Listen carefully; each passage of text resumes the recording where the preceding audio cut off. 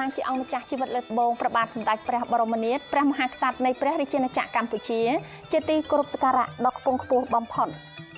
សូមក្រាបថ្វាយបង្គំសម្ដេចព្រះមហាក្សត្រីព្រះវររាជមាតាជាតិខ្មែរក្នុងសេរីភាពសេចក្តីថ្លៃថ្នូរនិងសុភមង្គល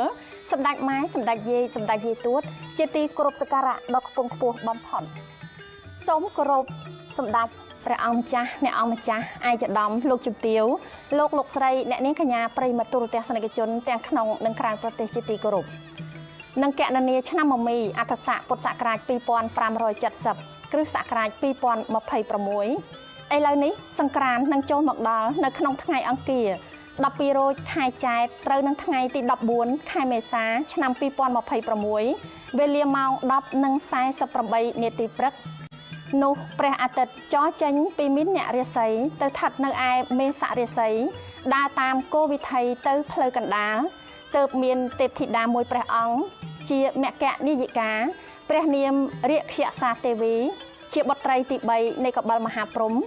គង់នៅចតុមហារាជិកាទ្រង់អំពរពណ៌ខ្មៅសៀតផ្កាឈូកអភរណៈកែវមូរាភក្សាហាលោហិត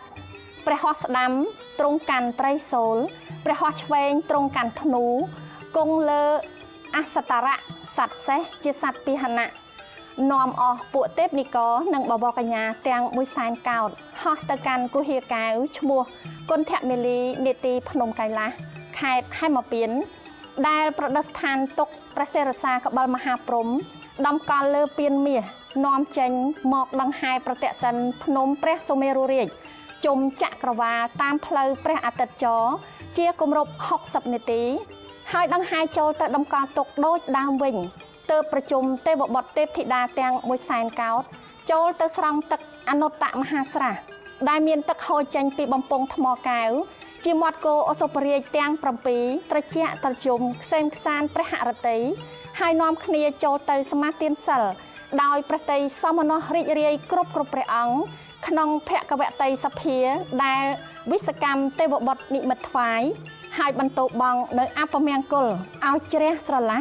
ចម្រើននៅសុភមង្គលស្រីសួស្តីជនមានអាយុយឺនយូរដល់ទេវតានិងមនុស្សសត្វផងទាំងឡាយតាំងពីឆ្នាំថ្មីចូលមកនេះបានទូលំទូលាយសុខក្សេមខ្សានតរៀងទៅហើយសាធុជនទាំងអស់ពេលវេលាកាន់តែរំកិលចិត្តមកហើយសូមសាធុជនទាំងអស់ប្រុងប្រៀបរៀបចំខ្លួនប្រាណរៀបចំសម្លៀកបំពាក់គ្រឿងក្រអូបអុជទៀនធូបផ្កាភ្ញីតាំងចិត្តឲ្យបានជ្រះថ្លានិងទទួលទេវតាឆ្នាំថ្មីព្រះនាមរាក្យសាទេវីជាបុត្រីទី3នៃកបិលមហាព្រហ្មដែលនឹងយាងចុះមកកាន់ចម្ពោះទ្វីបនៅពេលបន្តិចទៀតនេះ